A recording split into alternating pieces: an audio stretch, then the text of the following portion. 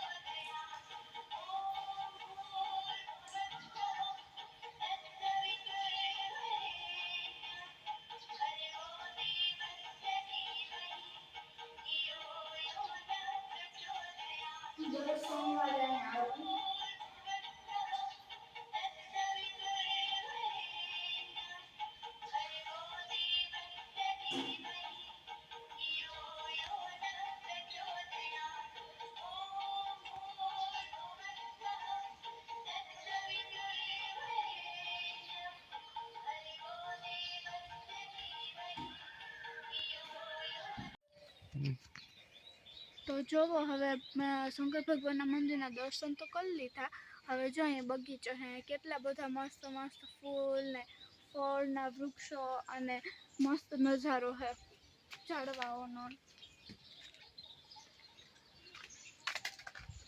જો આ બધા ફૂલ છે અલગ અલગ પ્રકારના મંદિરમાં ચડાવવાના.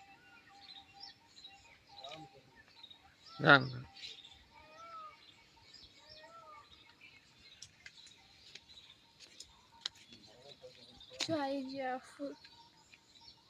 મને આ ફૂલને શું કહેવાય તો નથી ખબર, પણ હે ને મને આ ફૂલ બહુ જ ગમે.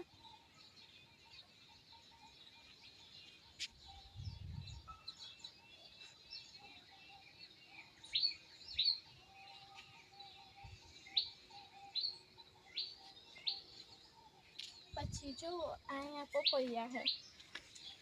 જો આ ગોળ પપૈયા છે, જે એક તો પાકી ગયું, અને એમાં ઓલી સાઈડ છે એ કાકડી પપૈયા છે. જો એ કાકડી પપૈયા છે અને આ ગોળ પપૈયા છે. માય છે પપૈયાના કેટલા બધા.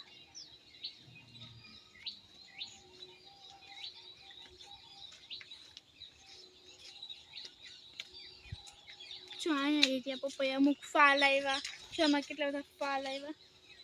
અને જો નીચે મોટા મોટા છે એ નીચે છે. જો માં કેળા છે, પછી કેળા કાચા છે,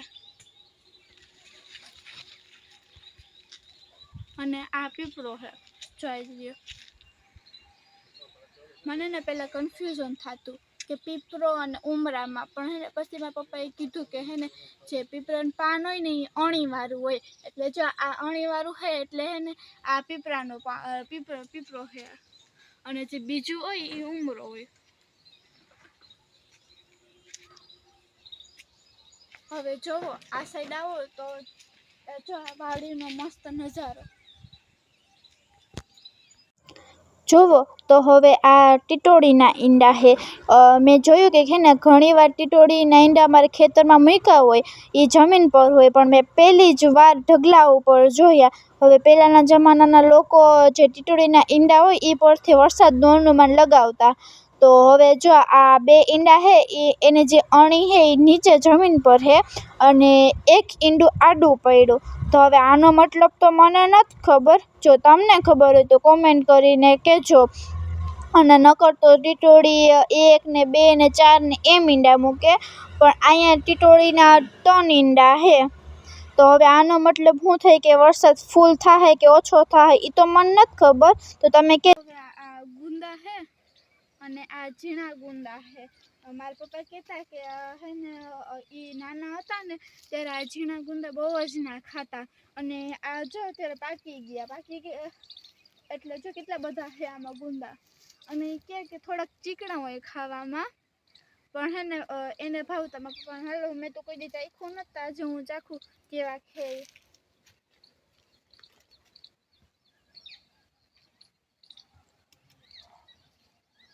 આમાં અંદર બી કે કંઈ ન હોય.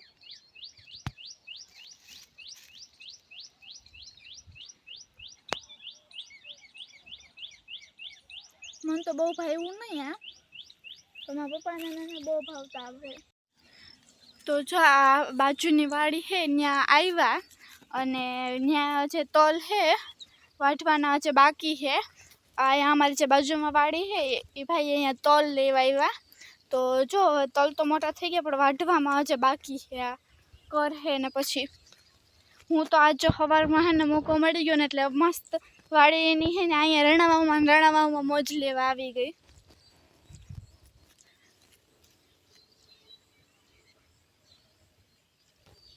જો આવી રહ્યા ઉનાળું માંડવી.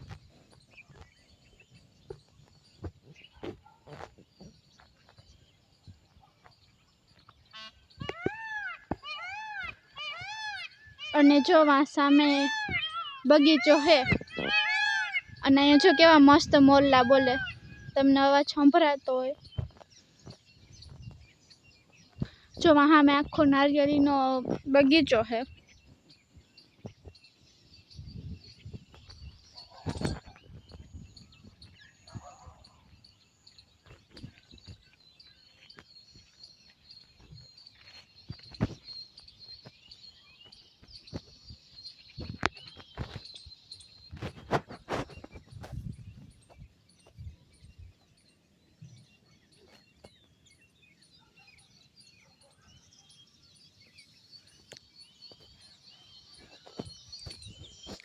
અને જો હવે અહીંથી સૂર્ય દેખાવા માંડ્યો મસ્ત, અને આ હવાનો નજારો.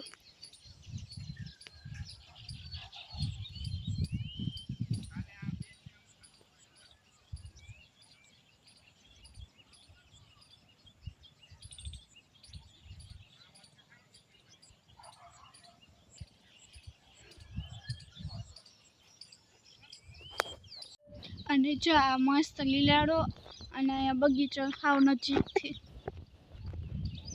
અહીં તો જો નારિયેળું આવ્યા હતી.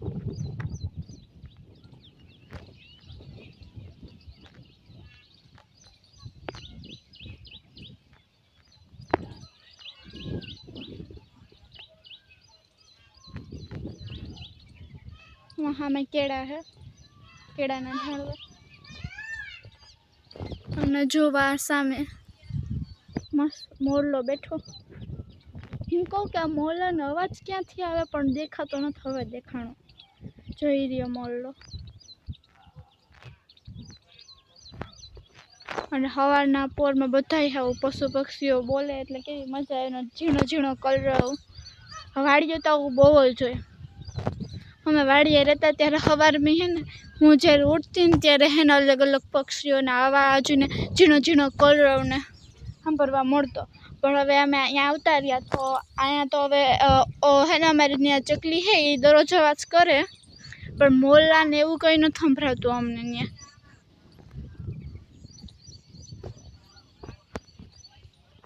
હાલો તો હવે હું વાડીની મોજ લઉં, તો તમે બધા આવજો. બાય.